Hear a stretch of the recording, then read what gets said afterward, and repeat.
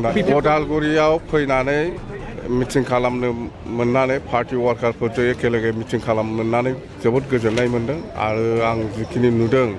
जोंनि पार्टी वार्कारफ्रा गासिबो थिगैनो दङ सेन्ट्रेल लिडार हक डिस्ट्रिक्ट लिडार हक ब्लक लिडार हक बा प्राइमारि लिडार हक खुब मोजां आरो आं आसा खालामदों फैगौ जितु एमपि इलेक्शन मंगलदै लकसभायाव जिहेतु बिपिएफनिफ्रायबो गेलेनाय जासिगोन बेफोरखौ नायोब्ला बिपिएफआ देरहागोन बे जाहैबाय ओमफ्राय क'क्राझार लकसभा मोनसे मथथे जोङो बिपिएफआ क'क्राझार आरो मंगलदैयाव केन्डिडेट होगोन एमपि इलेक्शननि थाखाय जोङो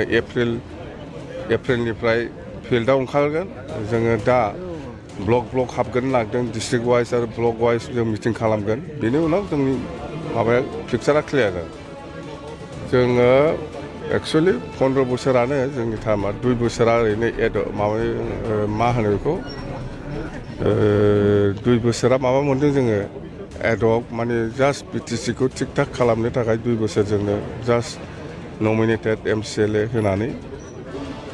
जोङो खामानि मावनो मोनदों बिटिसिनि किसुमान अफिस बा किसुमान खामानि दंमोन बेखौ थिग थाक खालामगोन थाखाय बिनि उनाव फार्स्टआव इलेक्शन जादों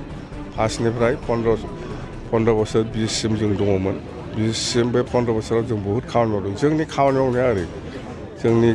केरेक्टारा खामानि मावनायनि केरेक्टारा आलादा बिसोरनि खामानि मावनायनि केरेक्टारा आलादा आरो बिसोर बे स्टाइलाव खामानि मावबाय थायोबा बिसोर देरहाया 2025आव जितु बिटिसि इलेक्शन जागोन बेहाय देरहाया जोंनि देरहानाया 100% सियर जानानै दं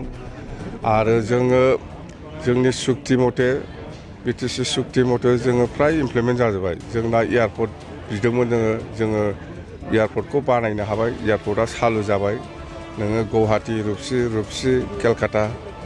बे कमिउनिकेट जाबाय दैलि दङ फ्लाइटआ इन्डिग'बो दङ एयार इन्डियाबो दङ मथथे खारो दा ओमफ्राय जोंना जाथाराखै होनना बुङोब्ला कार्बि आंलंनि बर'फोरखौ जोङो दाबो एसटिकरन खालामनो हायाखै 15 बोसोरनि गेजेराव खिन्थु आंहा आसा दङ बेखौ मोनसे समाव जों जाहोहैनो हागोन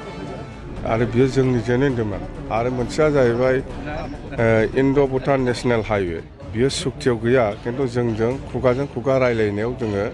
बेखौ भारत सरकारखौ एग्रिड खालामहोनो हादों आरो सार्भेबो जादों सार्भेया प्राय कमप्लिटआनो जाबाय खिन्थु फाइनाल स्टेजाव फैयाखै इन्ड' भुटान नेशनेल हाइवे बे मोनसे दंबावो आरो जोंना निउ बङाइगावनिफ्राय भुटानाव थांनाय गेलेमफु थांनाय बेवहाय रेलवे ओमफ्राय क'क्राझारनिफ्राय गेलेमफु थांनाय रेलवे ओमफ्राय नैबे रङियानिफ्राय ओजों सानद्रुप जंखार रेलवे बेफोर जोंनि रायलायनायाव जानाय आन्डारस्टेन्डिं बुझाबुझि बेफोरो सार्भे जागासिनो दं दा बेफोरखौ नोंसोरो ओरैनो जादों साननानै लानो नाङा बियो अटल बिहारि बाजपेयी दाङ'रिया जेब्ला प्राइम मिनिस्टारमोन भारतनि बे समाव जाजोबनाय रिटेन गैया खिन्थु बियो बिराद मोजां आल'सनानि गेजेरजों बे सार्भे जादों